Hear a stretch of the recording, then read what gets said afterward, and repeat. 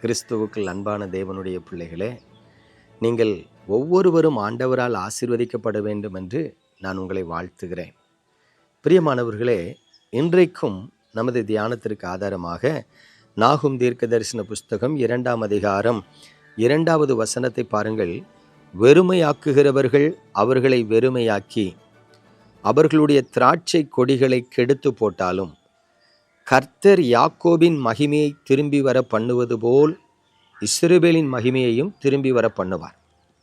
பிரியமானவர்களே, இந்த கிறிஸ்தவ வாழ்க்கைங்கிறது பார்க்குறதுக்கு ரொம்ப எளிமையாக தோன்றும், ஆனால் ரொம்ப கடினமான வாழ்க்கை. எப்படின்னு கவனித்து பாருங்கள். ஆண்டவர் சொல்கிறாரு, உன்னை போல பிறனை நேசி அப்படின்னு சொல்கிறார். As like you. நீங்கள் கவனிங்க, நான் என்ன எப்படி நேசிப்பேன்?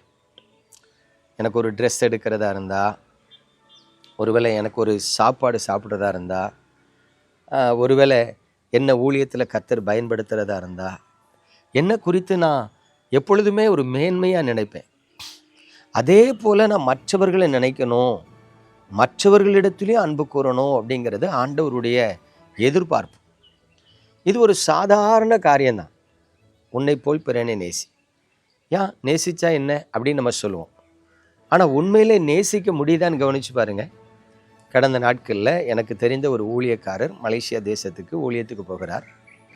அப்போ அவருக்கு தெரிந்த நண்பர் சொல்கிறார், உங்களுக்கு என்னையா, நீங்கள் வெளிநாடெல்லாம் போகிறீங்க, நாங்கள் இப்படியே குண்டு சட்டிக்குள்ளே குதிரை ஓட்டிக்கிட்டு இருக்கோம். பாருங்கள், தன்னுடைய நண்பர் ஒருவர் வெளி தேசத்திற்கு ஊழியத்துக்கு செல்லுவதை சந்தோஷமாக ஏற்றுக்கொள்ள முடியாத ஒரு இருதயம் இருக்குது. அப்படிங்கும்போது நம்ம கிறிஸ்தவ வாழ்க்கை வாழ்கிறோமான்னு பாருங்கள். வாழலை, வாழ முடியலை. ஏன்? நான் போகலையே, எனக்கு சந்தர்ப்பம் கிடைக்கலையே, நான் சும்மா தானே இருக்கேன். இப்போ கவனித்து பாருங்கள், இந்த கிறிஸ்துவ வாழ்க்கைங்கிறது ஒரு சாதாரண காரியமாக தெரிஞ்சாலும் சாதாரண காரியம் இல்லை. அதைத்தான் அங்கே ஆண்டவர் சொல்கிறாரு, வெறுமையாக்குகிறவர்கள் அவர்களை வெறுமையாக்கினாலும். அப்படின்னா என்ன அர்த்தம்? இந்த உலகத்தில் ஒவ்வொரு தேவ பிள்ளையையும் ஒவ்வொரு ஊழியக்காரனையும் மறைமுகமாய் எதிர்க்கிற பிசாசு ஒருவன் இருக்கிறான். அந்த பிசாசு ஒரு மனுஷனுடைய சிந்தையில் தப்பான எண்ணங்களை போட்டு அவன் நினைவுகளை கெடுத்து அவன் வாழ்க்கையை சீரழிக்கிறான்.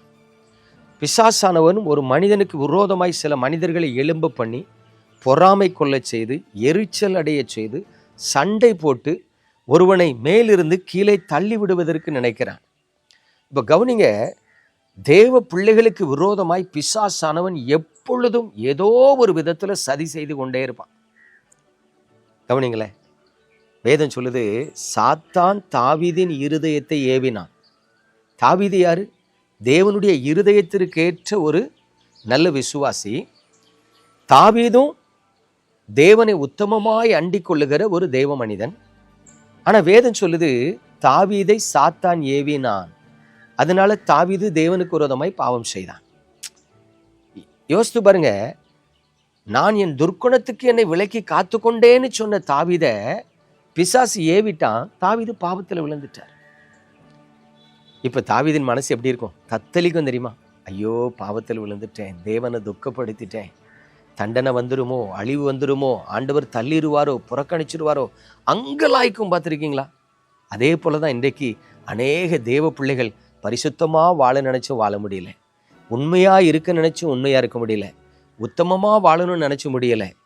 பிரியமானவர்களே, இன்றைக்கு கர்த்தர் உங்களுக்கு ப்ராஃபஸியாக சொல்கிறாரு, ஒன்றை ஒரு வேளை பிசாசு கெடுத்து போட்டானாலும், நீ ஒருவேளை பிசாசினால் வஞ்சிக்கப்பட்டு விழுந்து போன நிலையில் இருந்தாலும், அன்பை இழந்து, அபிஷேகத்தை இழந்து, கிருபை இழந்து, ரட்சிப்பை இழந்து, சமாதானத்தை இழந்து, சந்தோஷத்தை இழந்து, ஏன் உன் குடும்பத்தையே இழந்து, உன் வாழ்க்கையை இழந்துட்டேன், நான் வெறுமையாக இருக்கேன்னு நினச்சாலும் ஆண்டவர் சொல்கிறாரு, இல்லை, யாக்கோபின் மகிமையை திரும்பி வர பண்ணினது போல இஸ்ரவேலின் மகிமையை திரும்பி வர பண்ணுவேன்.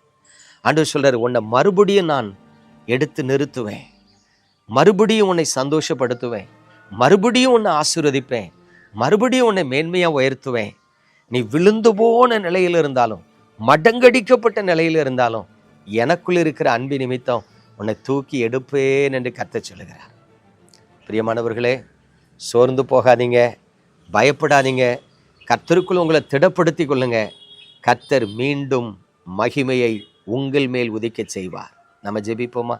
எங்கள் அன்பின் பரலோக தகப்பனே, பரிசுத்தமான இந்த காலை வேளையில் நீங்கள் தந்த ஜீவனுள்ள வார்த்தைக்காய் ஸ்தோத்திரம். இந்த வார்த்தை உமது பிள்ளைகளை ஆசீர்வதிக்கட்டும். இந்த வார்த்தை உமது பிள்ளைகளின் கண்ணீரை துடைக்கட்டும். இந்த வார்த்தை உங்கள் பிள்ளைகள் வாழ்க்கையில் அற்புதங்களை செய்யட்டும். நன்மையால் அவர்களை திருப்தியாக்கி உங்கள் முகத்தை பிரகாசிக்க பண்ண வேண்டுமாய் இயேசு கிறிஸ்துவின் அன்பின் நாமத்தில் ஜெபிக்கிறேன் நல்ல பிதாவே, ஆமென்.